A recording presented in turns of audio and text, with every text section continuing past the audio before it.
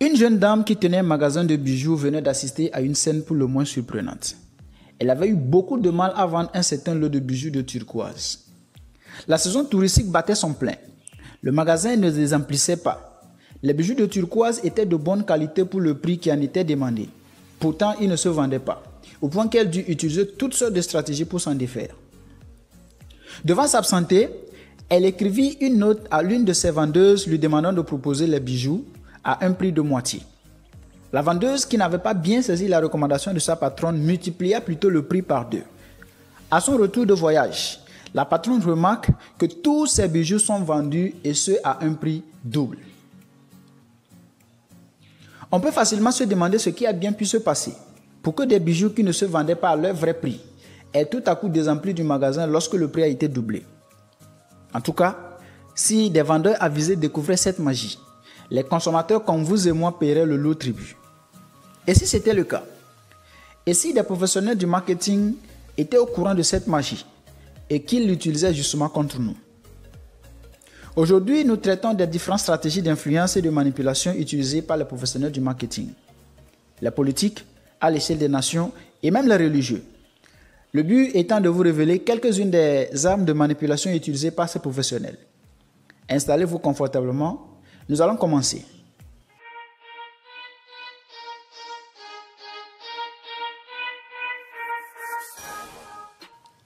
Bonjour, je suis Claude et ma chaîne est dédiée principalement au résumé de livres. Aujourd'hui, nous suivons le résumé du livre « Influence et manipulation » de Robert Cialdini. Commençons par les professionnels du marketing. Pour comprendre la scène qui s'est produite dans le magasin, les psychologues sont allés chercher des réponses auprès des animaux, les dindes pour être précis. La dinde a un comportement pour le moins surprenant vis-à-vis de ses dindonos. Elle ne s'occupe d'un de ses petits que si celui-ci est capable d'émettre le chip-chip, le cri des dindonos. Tout celui de ses petits qui n'est pas en mesure d'émettre ce cri est banni du groupe, voire tué par la maman dinde. C'est le principal déclencheur de maternage chez la dinde. Les otologistes, entendez par là ceux qui étudient le comportement animal, ont remarqué que tout autre poussin de n'importe quelle autre espèce d'oiseau, ou même toute autre chose qui arrive à émettre exactement le chip-chip déclenche automatiquement le maternage de la dinde, fût-il un objet inanimé, près d'un magnétophone qui émet ce cri déclic. Ce comportement automatique de la dinde l'a fait passer pour un robot. Et ce n'est pas elle seulement. Les mêmes résultats ont été observés chez le rouge-gorge et bien d'autres espèces d'animaux. Il faut comprendre que nous aussi, nous avons nos cassettes préenregistrées.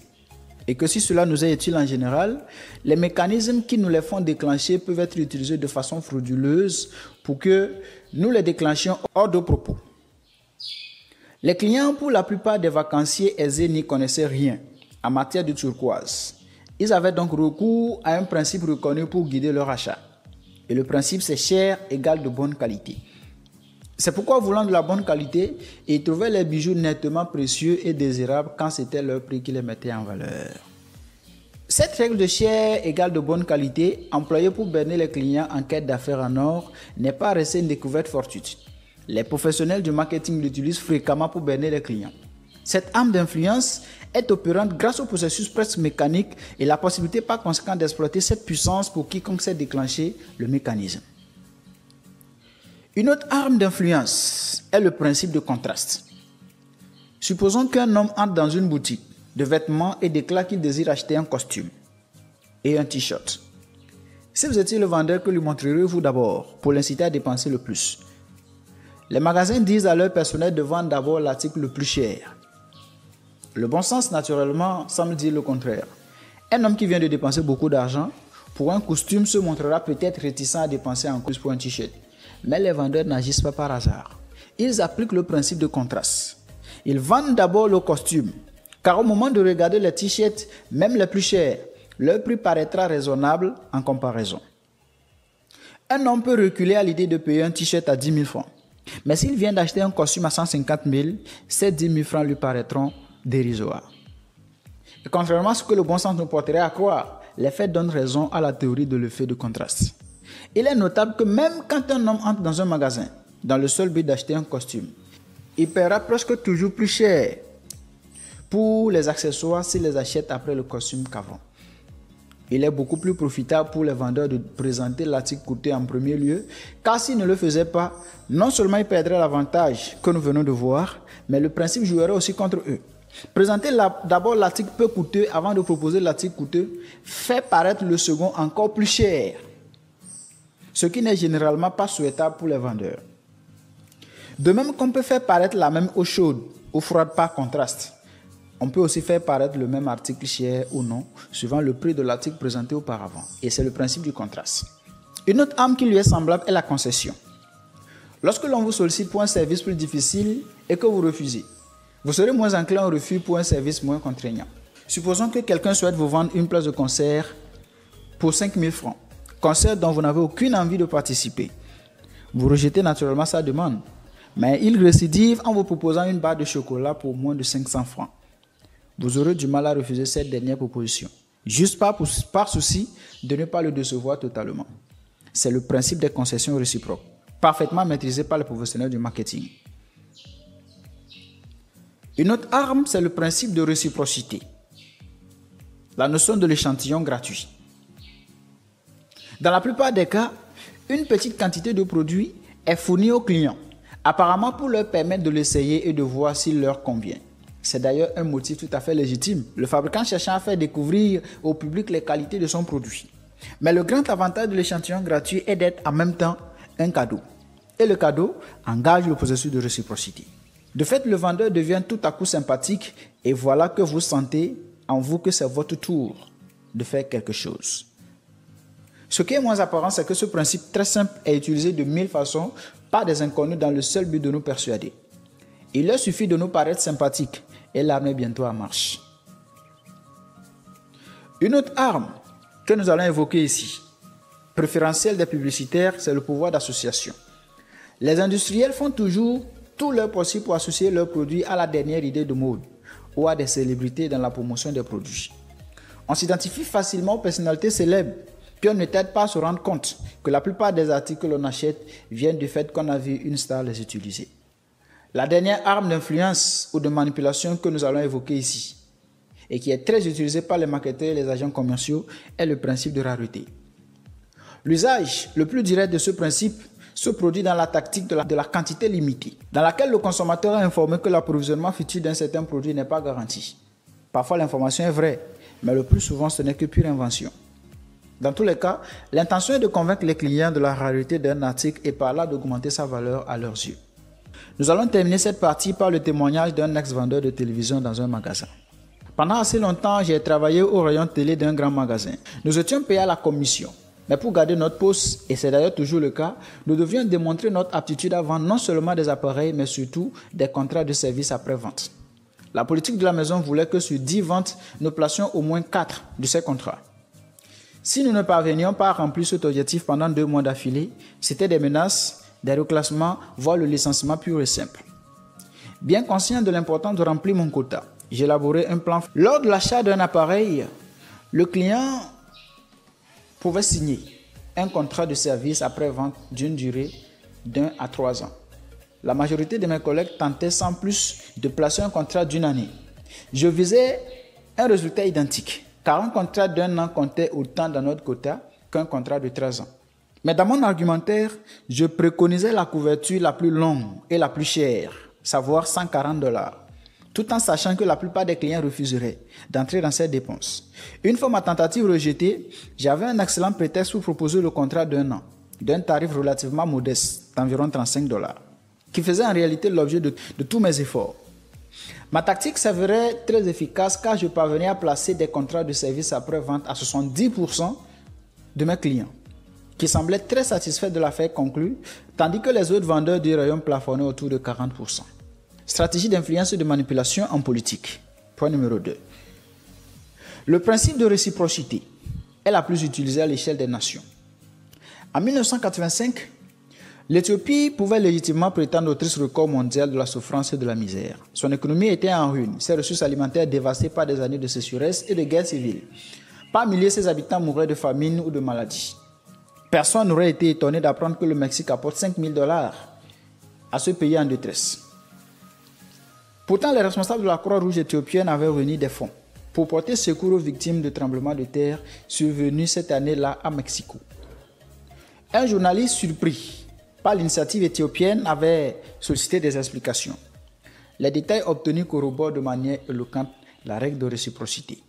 Malgré l'immensité des difficultés accablantes de l'Éthiopie, ce pays avait adressé de l'argent au Mexique en souvenir de son soutien lors de l'invasion italienne en 1935. Le besoin de réciprocité avait passé outre la distance, la famine, le plafond de fossé culturel et l'immédiat intérêt individuel. Après un demi-siècle, comme si cela allait de soi et nonobstant tout facteur adverse, l'obligation avait triomphé. Toujours dans cette logique, des pays puissants où des entreprises internationales viennent constamment en aide aux pays pauvres, victimes de famine et de terrorisme.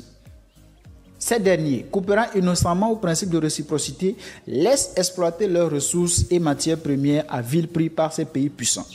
Ce n'est que de la manipulation pure et simple. Professeur Dennis Regan de l'Université de Cornell a réalisé une expérience pour illustrer le principe utilisé à l'échelle des nations depuis des décennies. Un sujet devait apprécier la qualité de certains tableaux dans le cadre d'une expérience sur le jugement artistique. Un autre sujet prenait part à l'expérience. C'était en réalité l'assistant du professeur Regan. Appelons-le Joe. Pour ce qui nous intéresse, l'expérience se déroulait souvent deux schémas différents. Dans certains cas, Joe avait une petite attention pour le sujet. Pendant une pause, il quittait la pièce quelques minutes et rapportait 2 bouteilles de Coca-Cola. Une pour lui et une pour le sujet en disant « J'ai demandé si je pouvais aller chercher un Coca et on m'a dit que oui, alors j'en ai pris une pour vous. » Dans d'autres cas, Joe ne faisait rien de spécial pour le sujet. Il revenait les mains vides. Pour le reste, son comportement était identique dans les deux cas. Par la suite, lorsque le tableau avait tout été noté et que l'expérimentateur s'absentait un moment de la pièce, Joe demandait au sujet de faire quelque chose pour lui. Il expliquait qu'il vendait des billets de loterie et que s'il vendait beaucoup, il gagnerait une prime de 50 000 francs. Ce que Joe demandait au sujet était d'acheter des billets à 200 francs l'unité. Le nombre que vous voulez, disait-il. Le principal résultat de l'expérience, gardez-le à l'esprit, c'est le nombre de billets vendus par Joe dans les deux cas que nous avons décrits. Il apparaît très clairement que Joe réussissait mieux auprès des sujets qui avaient reçu quelque chose de lui. Ayant apparemment le sentiment de lui devoir quelque chose, ces sujets-là achetaient 2 fois plus de billets que ceux qui n'avaient rien reçu. Le titre de Regan n'est qu'une illustration très simple des mécanismes de la règle de réciprocité. Maintenant, je vous invite à penser aux conséquences de cette découverte. Les gens que nous trouverions normalement déplaisants, des représentants désagréables ou importuns, les connaissances antipathiques, des envoyés d'organismes étrangers ou mal vus, peuvent augmenter considérablement leurs chances de nous faire ce qu'ils veulent, en nous obligeant d'une façon ou d'une autre avant de présenter leurs requêtes. Néanmoins, la politique est le domaine de choix pour l'exercice de la réciprocité. Les tactiques de réciprocité y existent à tous les niveaux.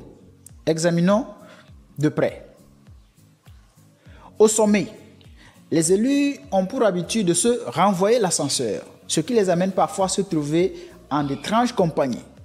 Le vote inattendu d'une loi par un représentant du peuple peut bien souvent s'expliquer comme une politesse rendue à l'inspirateur du texte.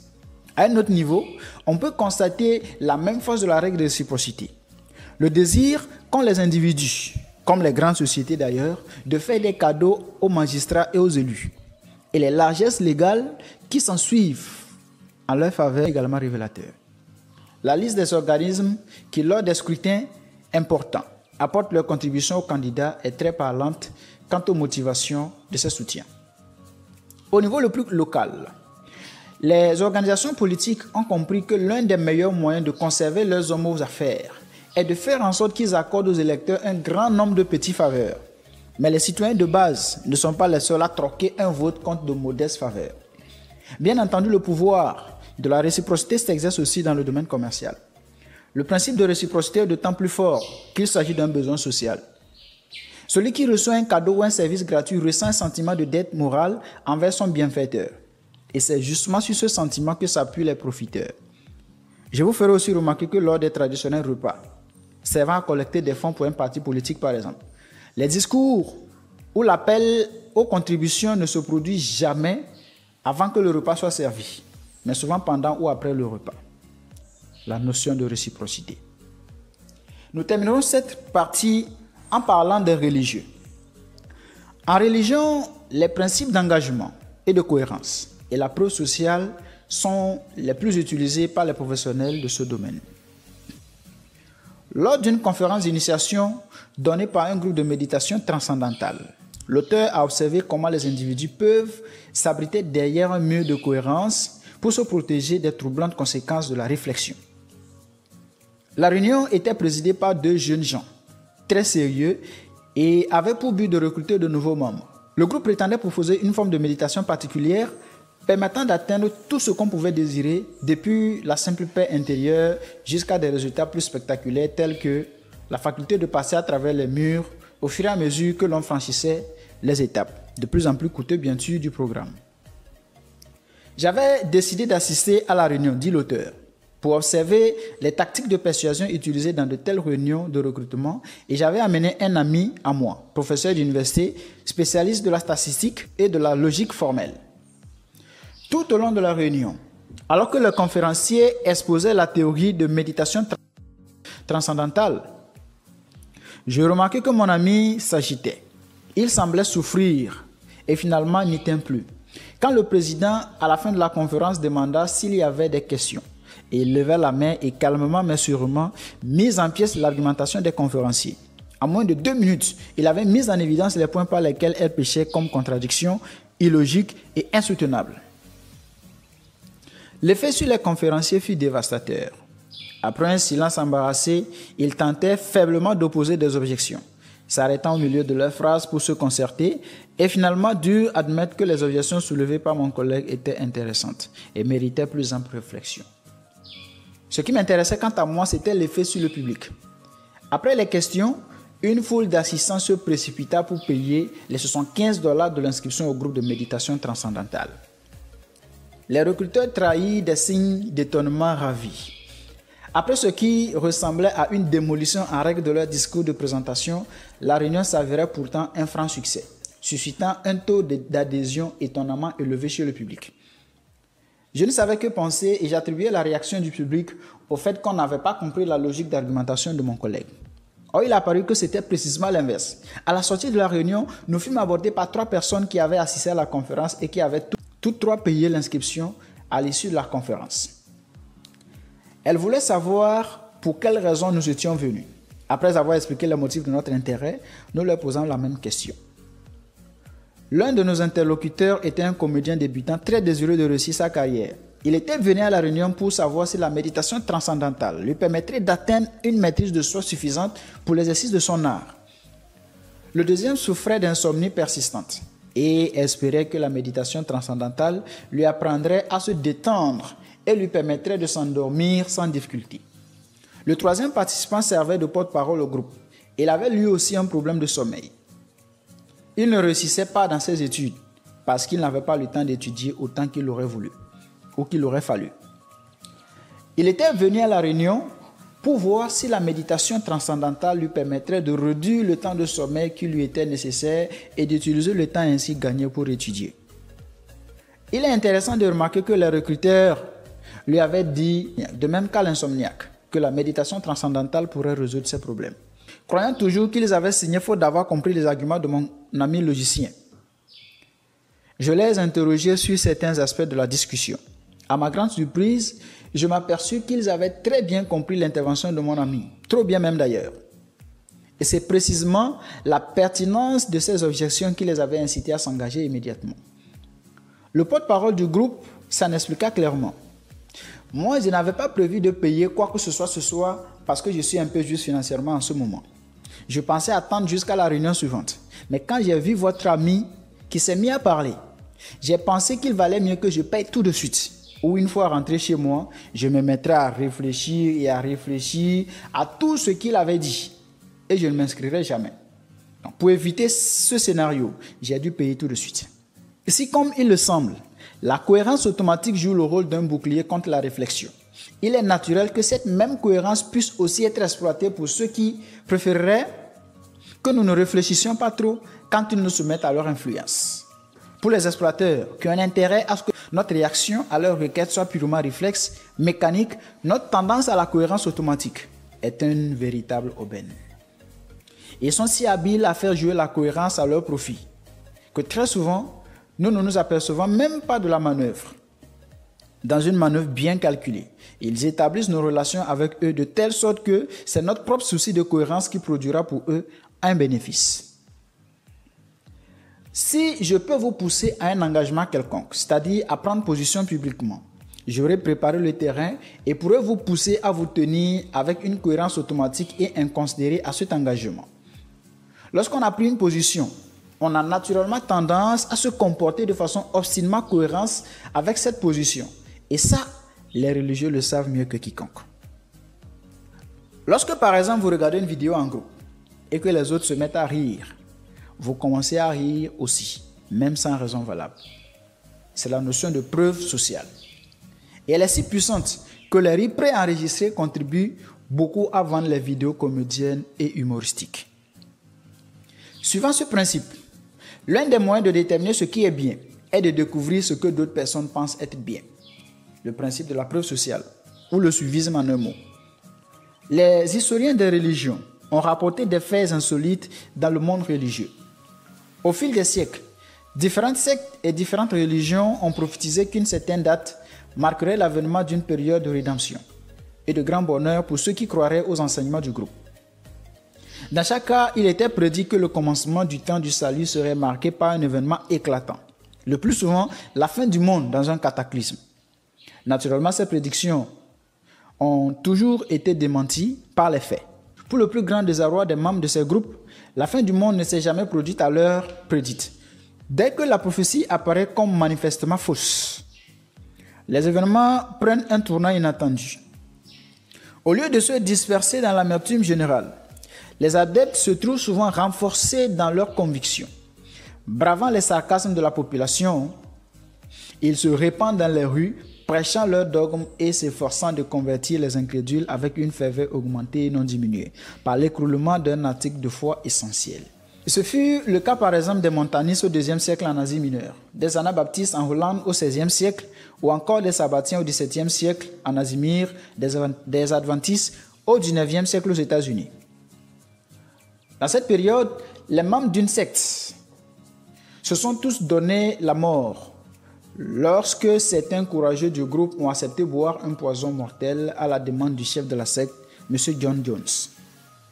Tous les autres, plus de 900 personnes, figurez-vous, sans se poser de questions, se sont tous suicidés, tour à tour, en buvant ce poison. Si ces drames se produisent de moins en moins de nos jours, il n'en demeure pas moins vrai que dans les temples religieux, les leaders utilisent régulièrement ces découvertes pour servir parfois leur propre intérêt. Ils manipulent ainsi les consciences des fidèles en utilisant leurs propres émotions contre eux au nom de la foi. C'est peut-être la raison pour laquelle Karl Marx a dit « La religion est l'opium du peuple ». La foi participe à l'équilibre de l'homme et à son harmonie avec lui-même et son Créateur. Il ne devrait donc souffrir d'aucune forme de manipulation. Aussi, chaque croyant devrait s'atteler à connaître la vérité au sujet de sa religion, car comme le dit la Bible, vous connaîtrez la vérité et la vérité vous rendra libre. C'était tout pour cette vidéo. Merci de l'avoir regardée. J'espère qu'elle vous aura plu. Si c'est le cas, n'hésitez pas à liker la vidéo et aussi à vous abonner si ce n'est déjà fait. De cette manière, ça soutiendrait beaucoup nos efforts dans la chaîne et aussi aiderait beaucoup pour le référencement. Merci, au revoir.